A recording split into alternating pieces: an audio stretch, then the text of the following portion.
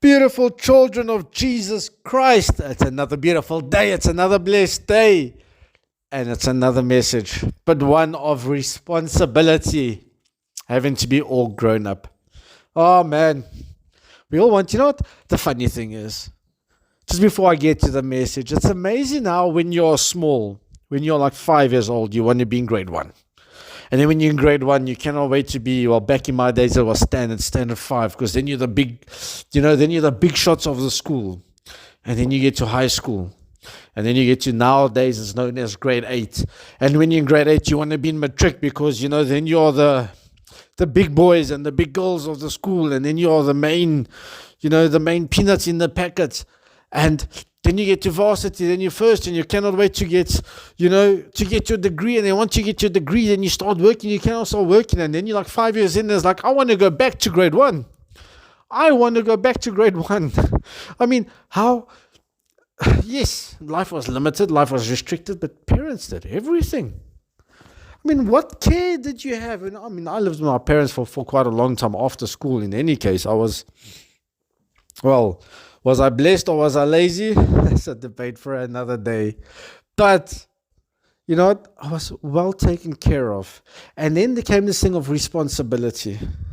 And I had to kind of stand up and realize that, you got responsibility, but responsibility takes work. And sometimes it's not always the nicest thing. And this is, I was busy thinking about this the whole time. And I'm in Genesis 43 still. And I'm looking at Judah here.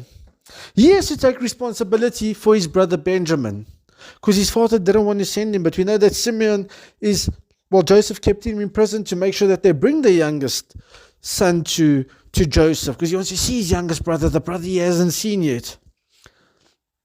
And Reuben stands up and he says, sorry, not Reuben, Judah stands up and he says here in Genesis 43, verse 8, it says, Then Judah said to Israel his father, Send the boy along with me, and we will go at once, so that we and you and our children may live and not die. I myself will guarantee his safety, and you can hold me personally responsible for him. If I do not bring him back to you and set him there before you, I will bear the blame before you all my life. As it is, if we had not delayed, we could have gone further and returned twice.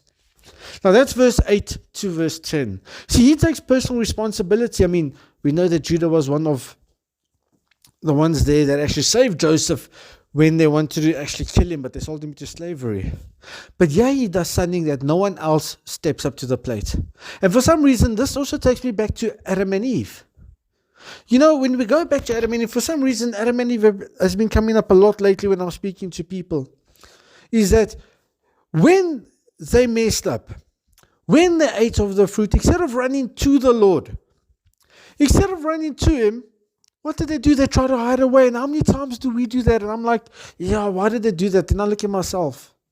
Then I do something stupid. And then I was like, no, but Lord, I can't really spend time with you today. I can't pray because you know what? I messed up so bad and I feel so guilty. How many times do we do that? I've done it many times. I'm ashamed to say it. I am really ashamed to say it.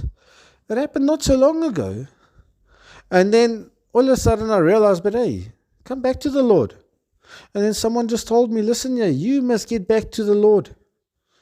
Come back to him. Run to him instead of running away from him. Let's accept responsibility. How different would have life been? Imagine if Adam and Eve, once they messed up, once they came to their senses, yes, they fell. Everyone says, yeah, but if they didn't fall, no, they fell because we fall. And when we fall is what we do after we fall.